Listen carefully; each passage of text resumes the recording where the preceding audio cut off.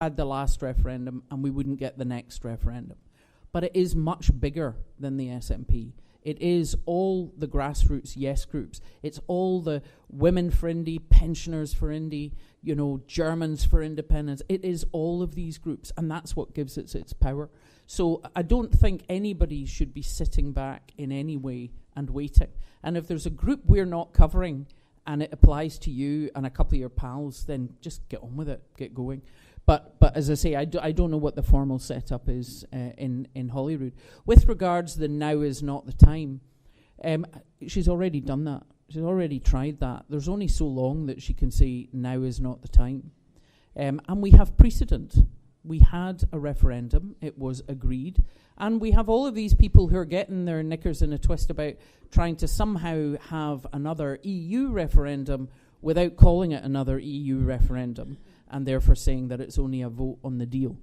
Because, the Liberals, they don't support us having the chance to change our minds, even though the entire landscape of the UK has changed utterly beyond all recognition. But the thing is, the right to self-determination is there in the UN. And one of the suggestions is that actually you could go to the European Court of Human Rights.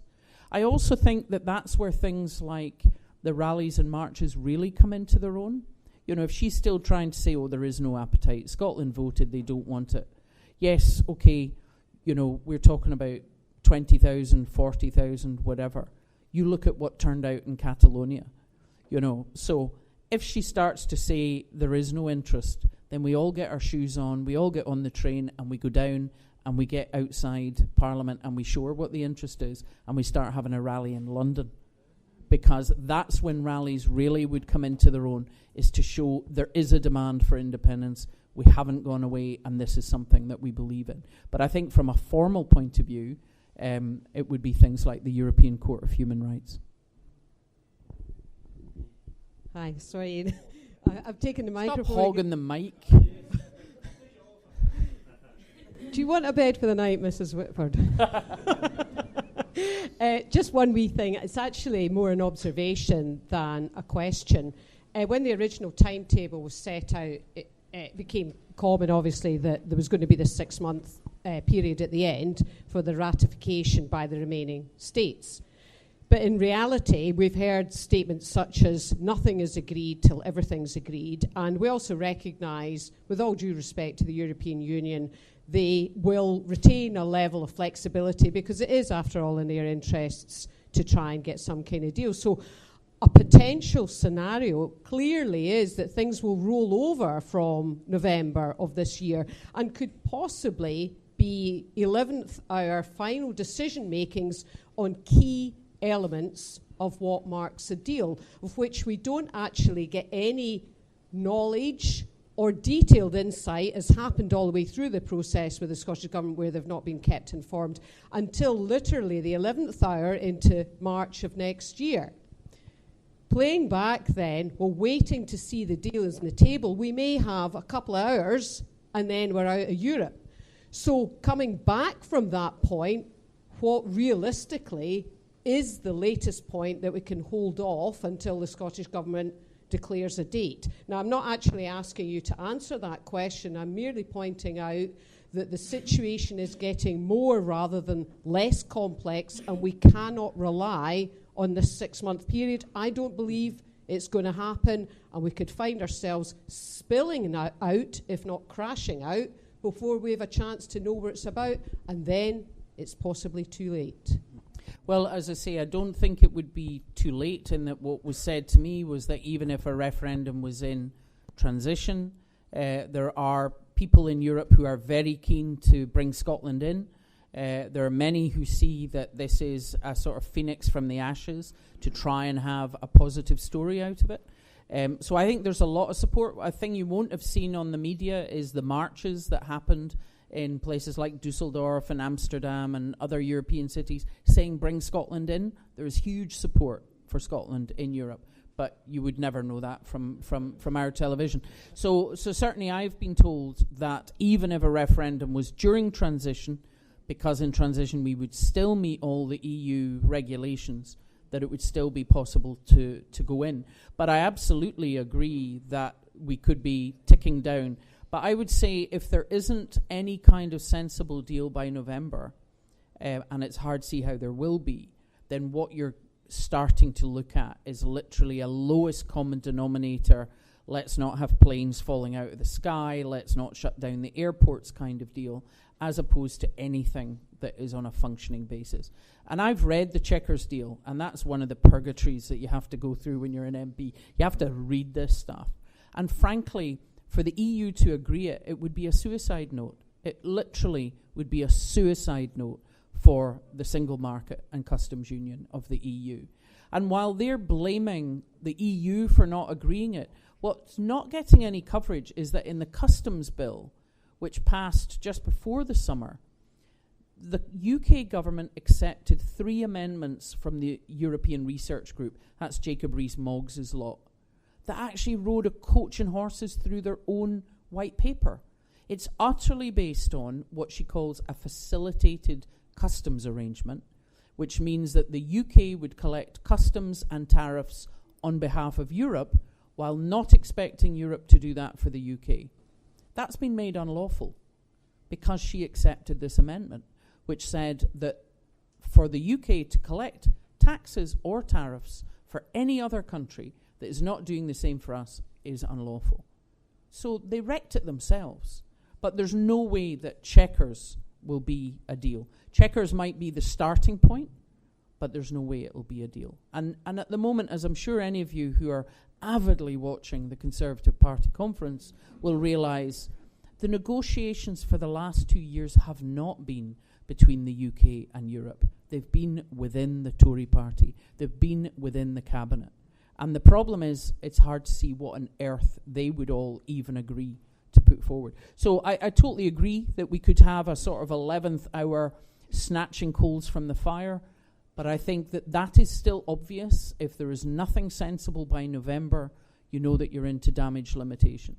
And, you know, personally, I would like to see us moving forward at that kind of time.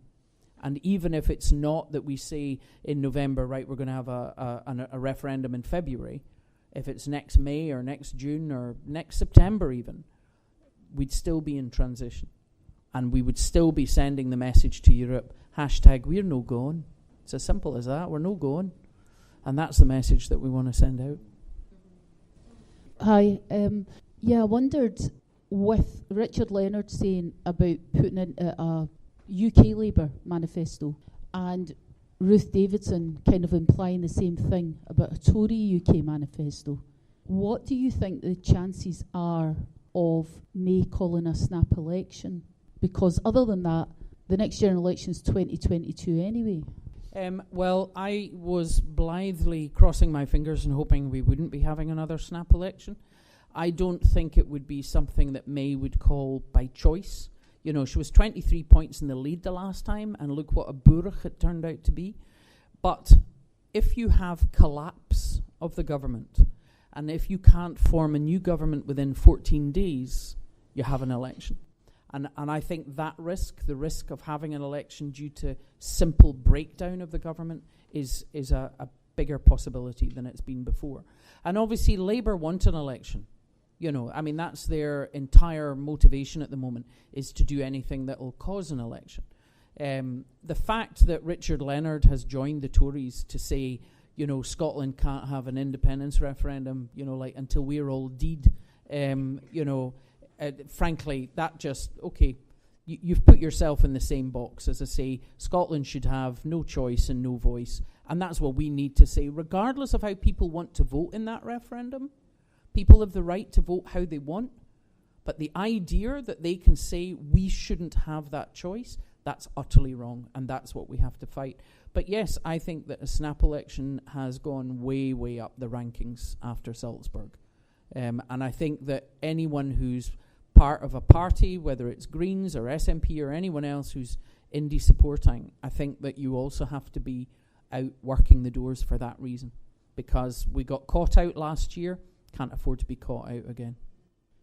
Can I ask if there's any if you have any thoughts on how we could have a fairer referendum when one is called?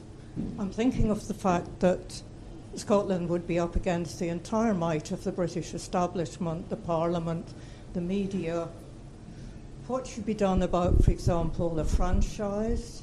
Should there be more control of postal votes, which there were questions about last time? Would it be possible to have a body like you mentioned, if we were denied a referendum, going to the European Court of Human Rights? Could we ask them to supervise it? All these sorts. Well, I think the franchise should be the same as before. Anyone who lives here from 16 years, including EU citizens, all the people who had such a vested interest in the EU referendum and were excluded. So I think the franchise should be the same. I have to say I think the question should be the same.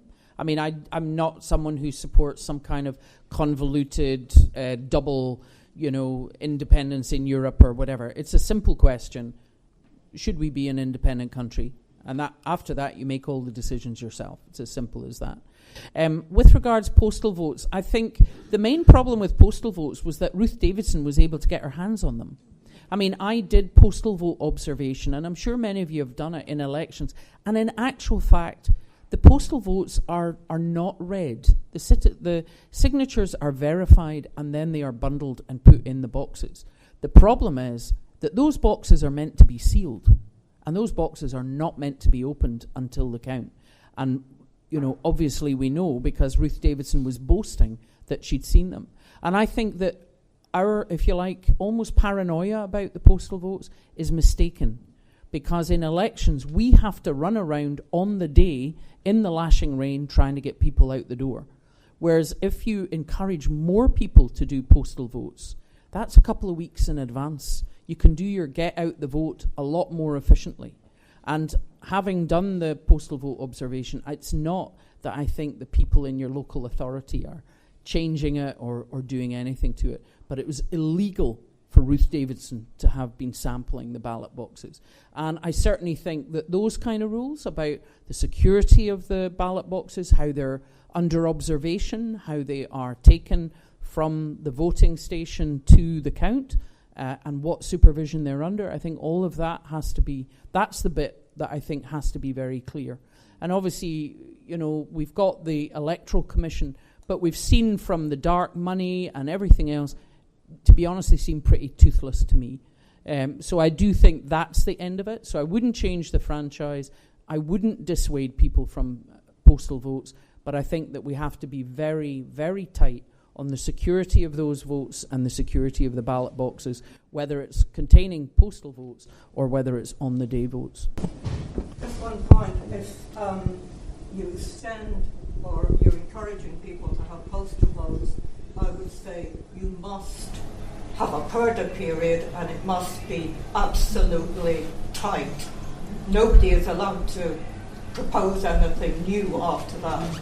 Well, that's what purdah's meant to mean. I mean, obviously they broke it in 2014 with the vow, and unfortunately, this is the problem, that you need a stronger electoral commission that actually stands up to these kind of things and looks at funding and looks at behaviour. I mean, you look at all the MPs at different times who've been accused of overspending money, and it just never seems to come to anything. So to me, it's that end of things that requires tightened up, so that you know that you have the security. I mean, obviously, long term, people are talking about much more things like digital, blockchain, security on digital voting. That makes life a lot easier for disabled voters, for rural voters.